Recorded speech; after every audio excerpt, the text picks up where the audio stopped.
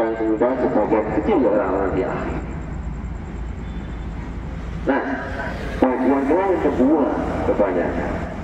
Yang kedua adalah orang yang datang kepada Allah dengan pahalanya banyak, dosanya juga banyak. Ini bukan dikitab dulu, tidak bisa langsung ke surga. Karena surga itu diharamkan oleh Allah bagi orang yang masih membawa dosa. Nah, makanya baginda Rasul itu menyampaikan kepada kita dalam hadisnya, ittaqillaha haitsuma kunta wabbi sayyada hasanatuha. Wahai manusia, bertakwalah kepada Allah di mana saja kamu berada.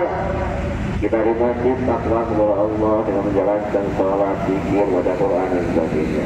Di pasar pun kita taat kepada Allah dengan berjual beli yang syar'i.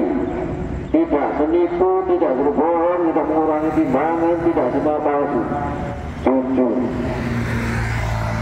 Tidak menjual barang-barang yang diharamkan oleh Allah. Kita di kantor sebagai pegawai kantor juga takwa kepada Allah, tidak berani membuat laporan palsu, tidak bergaul bebas dengan teman-teman kantor yang lain dulu dan sebagainya dan sebagainya. Makanya dikatakan Allah, ittaqillaha haitsuma kunta. Haitsuma kunta itu dimensi waktu dan tempat.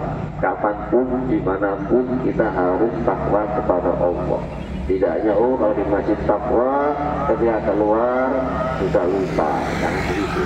Di masjid, di pasar, di kantor, di rumah, semuanya selalu kita ingat bahwa kita ini diperintah oleh Allah untuk menjalankan perintah Allah, menjauhi larangan. Nah, kemudian kata baginda Rasul, karena manusia itu ya bukan malaikat, tidak mampu. Manusia itu kecuali baginda Rasul ya, al-insan makhluk kotor manusia. Manusia itu tempatnya salah dan lupa. Jika lumrah ketika manusiawi, ketika dunia kita khilaf, kita bermaksiat. Sehingga dalam hadis ini baginda Rasul melanjutkan, wabbi sayyata hasanata tampuha. Ikutilah wahai manusia setiap kesalahan kamu dengan kebaikan.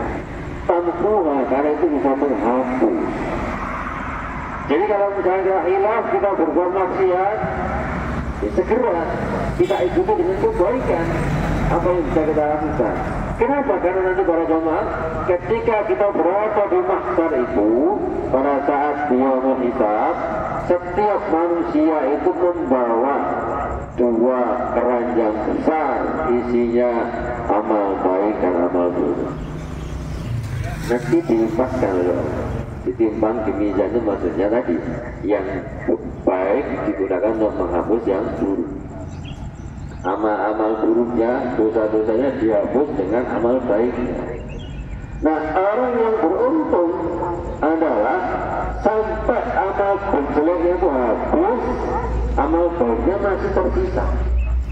Jadi sisanya adalah amal baik, sehingga akhirnya dia di akhir dari perhitungannya, hisabnya masih menang amal baiknya.